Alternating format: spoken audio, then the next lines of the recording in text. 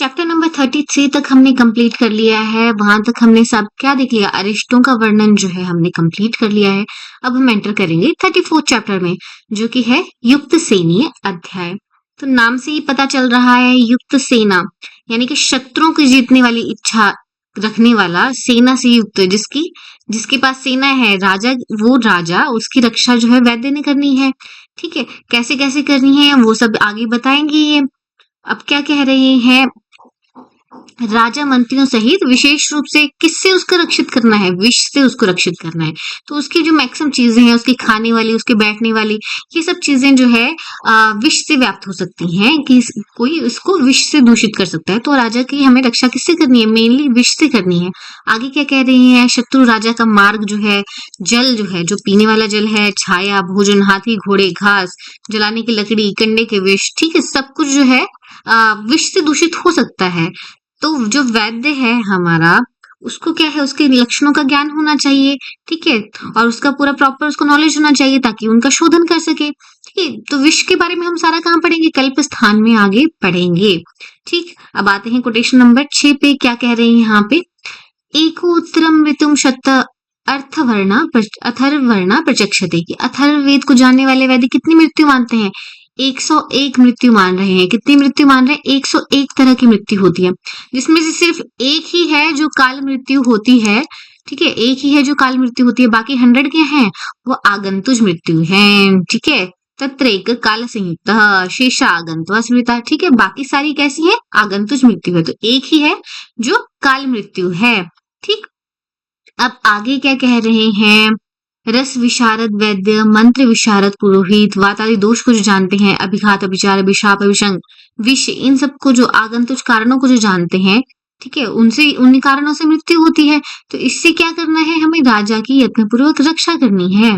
ठीक, 8 number quotation पे देखो क्या कह रहे हैं, ब्रह्मा ने वेदों के अंगभूत शल्य, शालाक्य आदि 8 अंगों वाले आयुर्वेद को कहा है।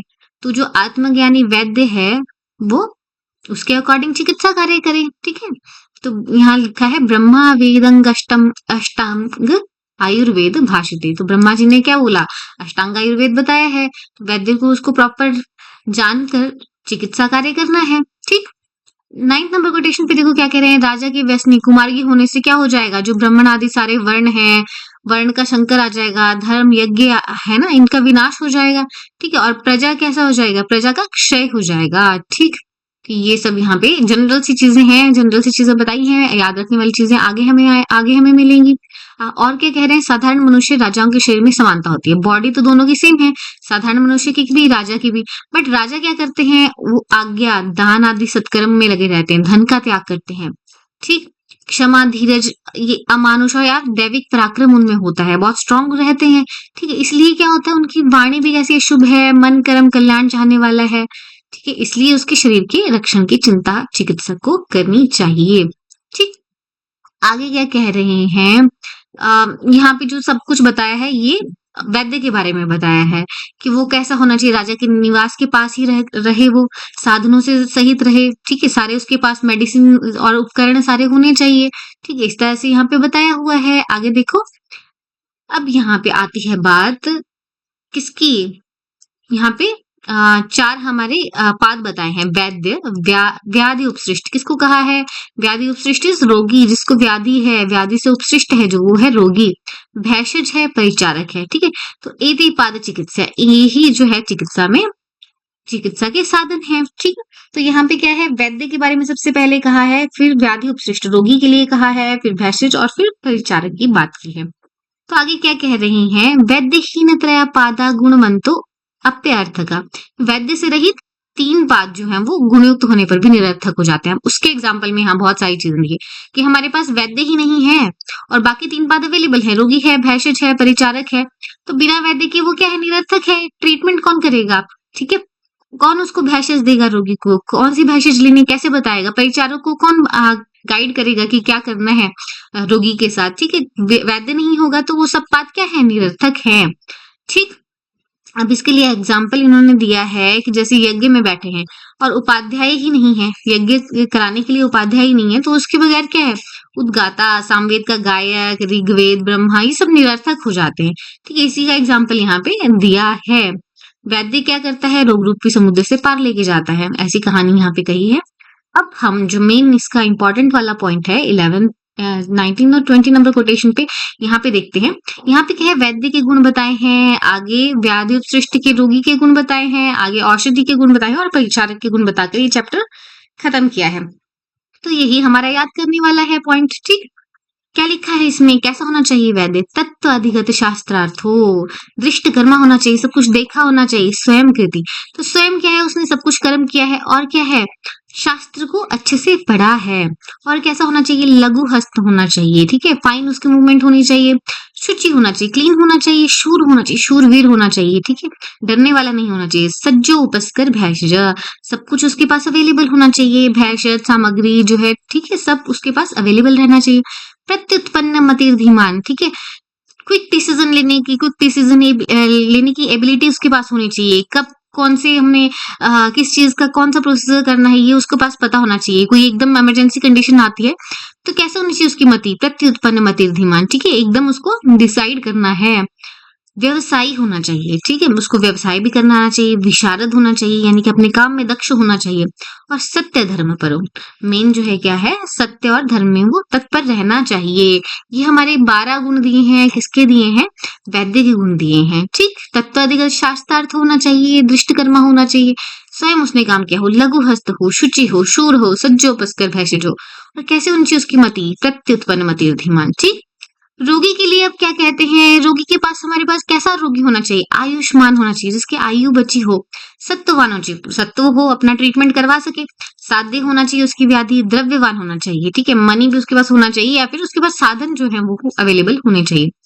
आत्मवान, ठीक है, आत्मवान ये होना चाहिए, आस्तिक होना चाहिए, वैद्य में आस्था रखे, ठीक है, अपनी मन मर्जी ना करे, वैद्य वाक्यस्थ हो, जो वैद्य ने बोल दिया उसको मानने वाला होना चाहिए। ये कौन है, ये है रोगी, ठीक है, व्याधित पाद उच्चते, ये व्याधित का पाद आ गया। नेक्स्ट देखो क्या है, औषधि गुण बताए हैं, तो औषधि के गुण क्या कहे हैं, प्रशस्त देशे संभूतम प्रशस्त अहनि उद्धृतम, ठीक है, प्रशस्त देश में उत्पन्न हुआ है और प्रशस्त समय पे अहनी पे उसको निकाला गया है। युक्त मात्रा में डोज जो है हमने सही यूज की है। मनस्कांतम, मन को अच्छा लगने वाला जो मेडिसिन है वो होनी चाहिए, ठीक है।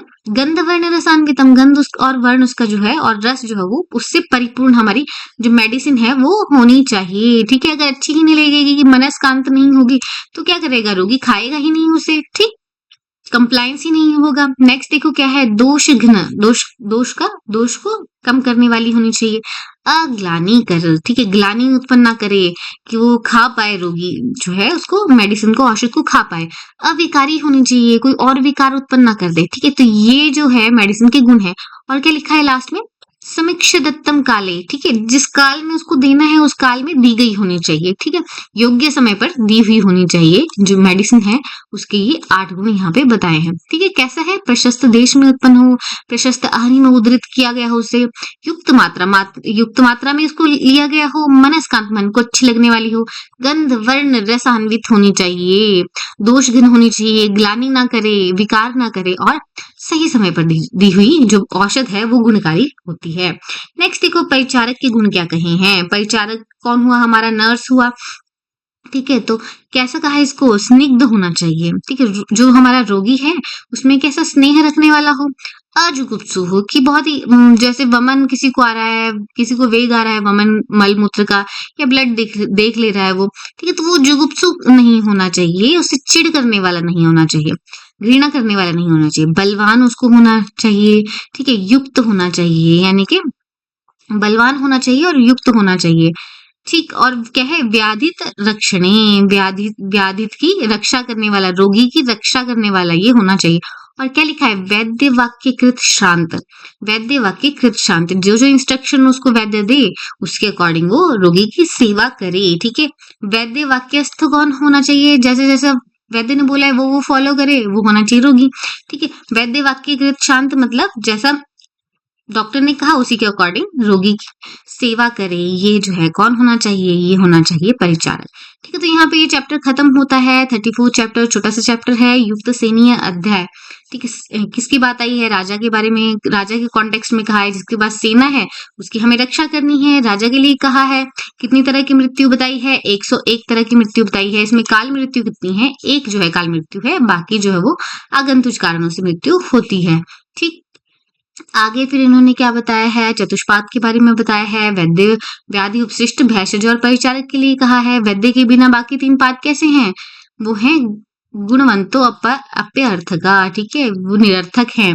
और फिर हमारे पास गुण बताए हैं वैद्य के, रोगी के, औषध के और परिचारक के। तो यहाँ पे क्या लिखा है, तत्व अधिगत शास्त्रार्थो दृष्टकर्मा स्वयं कृति। तत्व अधिगत शास्त्रार्थो दृष्टकर्मा स्वयं कृति, ये कौन है, ये वैद्य है, लघु हस्त वाला वैद्य है, शुचि क्लीन रहने वाला वैद्य है, शूर जो है हमारा वैद्य होना चाहिए, सज्जो उपस्कर होना चाहिए, सब कुछ अवेलेबल होना चाहिए। और कैसा होना चाहिए, प्रत्युत्पन्न मति धीमान, उसको अपना डिसीजन मेकिंग जो है उसका इंस्टेंट होना चाहिए।